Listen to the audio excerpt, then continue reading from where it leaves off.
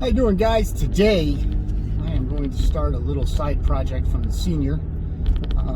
Got my parts list, heading over to the local power equipment place. Let's see if they'll give me a good price.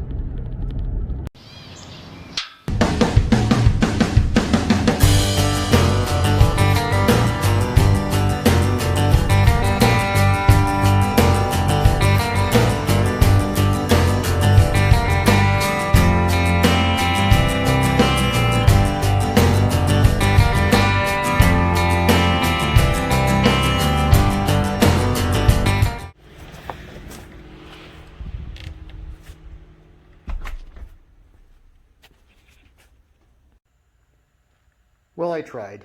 I went to the local power equipment place, as you saw, and tried to get the parts that I was looking for, but as usual, nothing against them. The things that I look for, local places don't. They force me to go online to get it, and ultimately that's what I'm going to have to do. So that's for a later date. But why did I go to the power place? For this thing. Don't worry, we're not restoring a leaf blower. This leaf blower, the backstory on it, is my parents' original leaf blower that they bought back in the mid-'80s when they bought their new house. Now, into the mid-2000s, my parents sold the house and my father gave it to me because I had this place.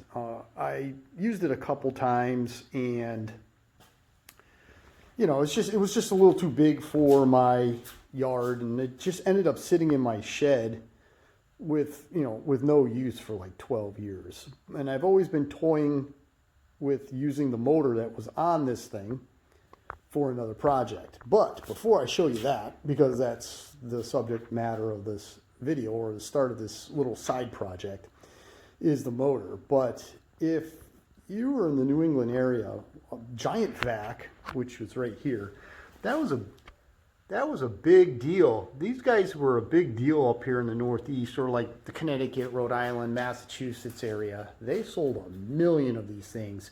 This happens to be a 5 horsepower model with plastic wheels. They had 8 horsepower with pneumatic wheels. But essentially this was like super popular. There was a lot of little power equipment places in Connecticut, and they would sell these things. So, but unfortunately, I want the motor for a project. And just take a quick look at the serial tag. I'll see if I can get that to focus for you. There it is, Giant Vac Manufacturing. The model's a 52. And the thing that's interesting is if we look right here, the first 2 digits is an 8 and a 6. And we will go and link that up with something else, and that is the original motor. Oh yeah, one of my most favorite motors, and probably the only Briggs and Stratton engine that I would ever work on. The good old-fashioned 5 horsepower L-head motor. These are probably, when it comes to my childhood, my God, I went through so many of these motors. Probably the coolest engines of all time. And when you're going to do a vintage project, which you will see coming up on the channel, this is the only motor that can be used. This one right here. So I took this one off the leaf blower. We're gonna go through it. We're not gonna rebuild it. It runs real good, doesn't smoke, but it does need to be freshened up. The carburetor needs to be gone through. I'm gonna put a new head gasket, take all the carbon out of the bore, things of that nature. The only thing that's kind of tragic, but I mean, it's really not that bad. It's got a 1-inch crank PTO, which from the application that you'll see where this is going on, this is kind of overkill. I wish it had a 3/4 inch, but because it runs so good and doesn't need to be rebuilt theoretically, just going to roll with it. So one of the other things I need to do initially, right off the bat, is this air filter is not going to work for the project that this is slated for. I need one of the old style foam air filter style. And I just happen to have another one of these engines still in service. I still use it, but it has a foam air filter. This paper element air filter will fit on that L head out that I have out in the shed. We'll go out there in a second and take a look at that. So I'm going to swap them so that way I can get this engine onto the project. All right, let's get out to the little plastic shed. In classic fashion, the engine is in the back corner. So let me pull all this garbage out of the way and we'll see what we got. And there it is. This is an old thatching machine that I got for free. And I went to a tractor show and found the gas tank and the carburetor for $5. And wouldn't you know it, I thought for sure I'd have to rebuild it and all this stuff, but it worked out just fine. So what we're going to do is we're just going to remove this old foam style air cleaner from this motor. And we're going to, come on baby, and we're going to put that on the other motor. All right, here we go. Let's get it on. Okay, you Briggs guys probably knew that wasn't going to be a direct bolt-on, unfortunately. But there's plenty of workarounds to get the foam air filter on this motor. The motor that's right here had the larger paper filter on it and used a 1/4-24 stud for it to basically screw down into the bottom of the carburetor. The foam air filter uses a 10/24 bolt in the other carburetor that's on the thatching machine. So I'm not going to be able to use this bolt, unfortunately, to bolt the foam air filter onto that carburetor because I'm not swapping the carburetors. This engine runs pretty darn well, just the way it is. So I don't really want to cannibalize this motor. So I ran over to the hardware store. I got a small piece of, was it 10/24 threaded rod and a wing nut. So that way I could just screw this into the carburetor, tighten it down with the wing nut, and that motor, come springtime when I'm ready to thatch my yard, that motor will just be up and running. So let me go put this on and then we'll get back on this motor. The other engine's all back together with the paper element air filter. I have this little, the old school foam style, which I need for the project that we're working on. So I'm all set there. I just got to make a stud for it to fit into this, this carburetor. But just to take a step back from the beginning of the video, I had indicated that the serial number started with an 86 on that leaf blower. And if we take a look at the motor, under the code, if you can see it, it starts with an 86. So that leads me to believe that this was all put together in 1986, which would be right in line when my parents bought the house. They bought the house in like 84, 85, and this was bought just like a year, maybe 2 seasons, if that, 2 summers. We went through the first summer, and then during the second summer is when this was bought and served well. This is the original engine off of that unit. Still runs good, as I said, and I'm pretty stoked about it in general, the overall condition. The next thing we're going to do is we're going to go ahead and pull the head off it. Let's take a look at the bore. I'm not expecting to see anything too bad. I'm sure it's scored, but engine ran, no smoke, but I definitely want to take a look at that and at least decarbon the inside.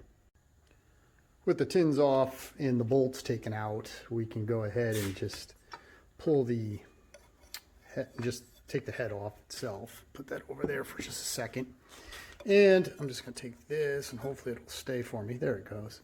I'm just going to roll this down. Now there are a couple scores in the bore, but overall they're not that bad. You can barely feel them with your nail. I mean, it's just barely catching. And this engine, like I said, ran really good and there wasn't any smoke out of it. So I'm not gonna get crazy rebuilding it. I'm just gonna leave this one alone. If you go like this, the valves don't twist, so they're seated pretty good. I am gonna clean all that up. The piston doesn't rock at the top of the bore. It doesn't rock at the bottom of the bore either. So I'm real happy with that. And when you roll it down, you look down in there, you can't see the ends of the rings. Like some of those cast iron Kohlers that I've worked on over the years, man, you can actually see the gap of the rings between the bore and the piston. But in this motor, you really can't. So I'm real happy with that.